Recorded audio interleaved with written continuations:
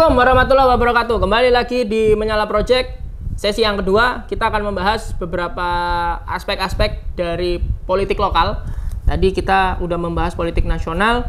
Sekarang kita akan membahas politik lokal. Banyak hal yang menarik dalam konteks politik lokal ini, terutama persiapan pilkada. Ya, pertama-tama kita akan mulai dari Jakarta dulu. Jakarta bisa dikatakan Pramono Anung dan Rano Karno atau Sidul itu beberapa survei menunjukkan angka kenaikan dari tingkat elektabilitas yang mereka dapatkan. Nah, ini menunjukkan bahwa RK Ridwan Kamil dan Siswono selaku wakilnya itu mulai menurun. Nah, ada apa kok bisa menurun? Padahal kan RK ini adalah bagian dari gerbong pemerintah yang sekarang. Nah, ada yang mengatakan bahwasannya strategi kampanye yang dilakukan oleh Pramono Anung adalah kegiatan-kegiatan yang sifatnya populis, gitu kan. Jadi mereka mengatakan bahwasannya akan tetap mempertahankan sistem transportasi, kemudian memperbaiki jalan menuju JIS dan sebagainya. Yang itu bisa dikatakan sangat populis dan sangat baik ya. Itu salah satu peninggalan yang dibuat oleh gubernur sebelumnya, yaitu Mas Anies Baswedan. Dengan adanya statement-statement itu, saya rasa itu yang membuat kenapa kok elektabilitas dari Mas Pram dan juga Rano Karno ini naik, ya kan? Kemudian kalau kita melihat di Jawa Tengah, tetap Ahmad Lutfi serta Mas Rambo, yaitu Andika Perkasa, itu juga selisihnya tipis. Nah, ini masih belum tahu nih siapakah yang menang, karena Andika Perkasa cukup baik dalam menangani berbagai masalah, respon-respon isu-isu yang ada. Sedangkan di Jawa Timur, Khofifah tetap menjadi salah satu pemenang ya. Bisa dikatakan pemenang. Bu Risma dan Bu Lulu saya rasa kurang ada poin yang disampaikan, tapi Khofifah tetap eksis untuk menyampaikan hal-hal yang memang sudah menjadi komitmennya dia di periode pertama. Itu menurut saya adalah hal yang sangat baik ya teman-teman, yang teman-teman lihat. Jadi 3 provinsi ini itu penting menentukan dalam eskalasi politik nasional. Nah, selain berbicara soal pemilihan kepala daerah di level provinsi, juga ada hal-hal menarik di level kabupaten kota. Ya, tadi kemarin saya sudah bahas dengan produser saya, Mas Angga, yang mengatakan bahwa coba bahas Bojonegoro. Nah, tidak hanya Bojonegoro. Di Lumajang itu sampai bertengkar ketika debat publik ya, karena perbedaan prinsip dan lain-lain bertengkar. Jadi kalau kalian lihat eskalasi dinamika politik di level lokal itu malah nggak karu-karuan ya. Ada ketika disampaikan silakan Bapak untuk menyampaikan pandangannya, dikasih waktu 3 menit, dia ngomong saya ucapkan terima kasih yang saya hormati, dikira pidato teman-teman. Ya, itu di Bojonegoro itu terjadi. Ya, jadi terima kasih untuk ketua KPU, terima kasih untuk yang ngapain pakai sambutan-sambutan, ya kan? Jadi hal yang aneh lah ini ya. Jadi memang banyak hal yang unik-unik di level daerah. Nah, itu terus kemudian juga pemilihan bupati di Kabupaten Sidoarjo itu juga unik juga ya. Gus Bandi itu mengatakan beberapa hal yang sampai menjadi viral di FYP karena potongan-potongan videonya yang dia selalu mengulang kata regenerasi prestensi atau apapun itulah yang itu mungkin ngomongnya kayak Vikinisasi itu. Tapi yang jelas itu di level daerah menunjukkan bahwa kepala-kepala daerah itu bisa dikatakan secara kemampuan baik itu secara kemampuan intuisi maupun komunikasi, ya itu jangan kalian bandingkan dengan level provinsi atau level nasional ya. Jangan terus kemudian kalian lihatnya Prabowo Subianto dengan retorika, diksi-diksi yang dia gunakan memang itu pas digunakan. Terus kemudian kalian lihat Kabupaten Sampang gitu, wah udah beda pasti. Ya, udah beda pasti, itu jomplang sekali. Tapi ya itulah realita di level lokal. Kalau di kota Surabaya kemarin malah ya kayak diskusi ya, Mas Eri Cahyadi dengan Pak Armuji ya, karena melawan kotak kosong. Ya, itu salah satu hal yang sangat-sangat disayangkan untuk kota Surabaya. Kenapa? Karena kota Surabaya itu juga salah satu barometer politik nasional. Ingat ya teman-teman ya, kota Surabaya itu adalah kota terbesar di Indonesia. Kenapa kok tidak Jakarta? Karena Jakarta itu provinsi, bukan kota. Nah, sedangkan Surabaya itu adalah kota terbesar di Indonesia. Tapi tidak ada calon, itu juga sangat disayangkan. Melawan kotak kosong, praktis ya bisa dikatakan saya jamin bahwa Mas Eri menang.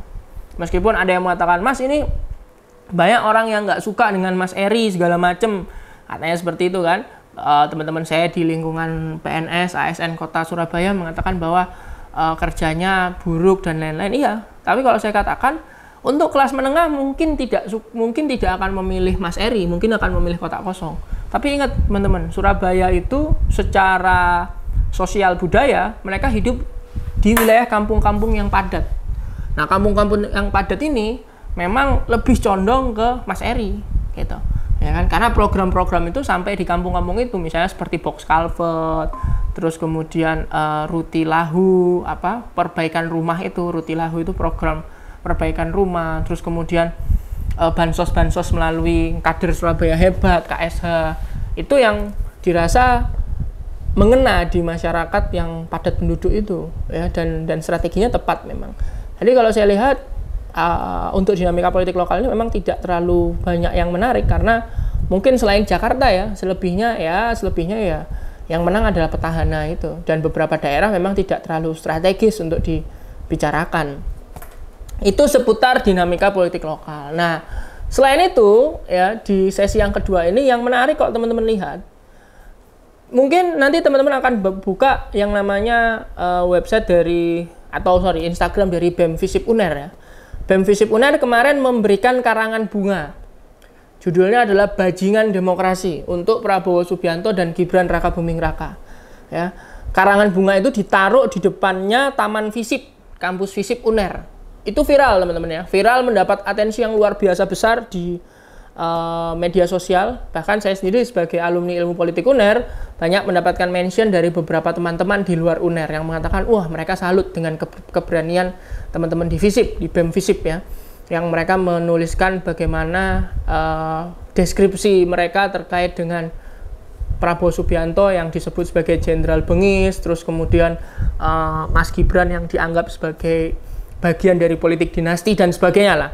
Artinya itu bentuk kritik yang memang biasa disampaikan oleh teman-teman mahasiswa, itu sangat biasa. Karena ingat teman-teman, presiden itu sebagai kepala pemerintahan, dia berhak untuk dikritik ya. Presiden tidak hanya sebagai kepala negara, tapi dia kepala pemerintahan. Dalam budaya demokrasi di negara-negara maju, seorang kepala pemerintahan itu biasa untuk dikritiknya. Dan itu adalah momen yang sebenarnya biasa aja. Cuma yang menjadi persoalan adalah respon bukan dari pemerintah, melainkan dari dekanat FISIP UNER yang melihat bahwa itu merupakan satu hal yang tidak etis, dalam tanda kutip ya, tidak etis.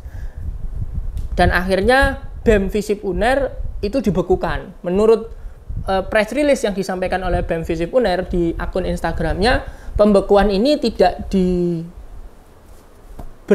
melalui sebuah proses diskusi, melainkan langsung dibekukan begitu saja. Nah, ini sangat disayangkan ya. Bagaimana yang seharusnya kampus itu menjadi salah satu motor utama dalam mengawal demokrasi, justru otoritarian itu muncul tumbuh di kampus. Nah, ini perlu dipertanyakan nih, dekanat FISIP UNER. Itu sebenarnya kalau saya menjadi seorang dekan ya, atau menjadi seorang pemangku kebijakan, saya biarkan teman-teman mahasiswa itu mengekspresikan kebebasannya. Toh hanya sekedar memberikan sebuah kritik, memberikan sebuah ucapan yang ya, kalau kita ngomong etis dalam ruang publik tidak ada etis, dalam ruang sosial politik tidak ada etis. Itu kan ekspresi kebebasan yang harusnya dilindungi oleh undang-undang. Setiap orang berhak untuk mengekspresikan kebebasannya, dan itu hal yang biasa, hanya sekedar karangan bunga. Di sini saya merasa bahwa tindakan yang dilakukan oleh dekanat itu terlalu reaktif terhadap kasus karangan bunga ini. Nah, kita berharap teman-teman ya, BEM FISIP UNER terus bisa menyuarakan ini. Saya sebagai alumni FISIP UNER juga bersama teman-teman BEM FISIP sepakat untuk terus menyuarakan. Teman-teman mahasiswa itu harus tidak boleh dekat dengan kekuasaan, bahaya ya. Selama Anda muda, anak muda, kemewahan itu adalah idealisme. Jadi harus berseberangan terus dengan kekuasaan. Maka di sini Dapur Politik bersama teman-teman BEM FISIP UNER untuk ikut melawan pembungkaman yang dilakukan oleh dekanat FISIP UNER. Saya Muhammad Hari, mewakili teman-teman Dapur Politik Menyala Project. Tetap ingat like, subscribe, dan komen. Follow akun kita, akun Instagram kita @menyalaproject ya. Jangan lupa berikan komen, like, dan berbagai kritik juga nggak masalah. Oke? Sampai jumpa. Kita ketemu lagi di episode selanjutnya supaya bisa ketemu sama saya dan Bang Rio. Terima kasih. Assalamualaikum.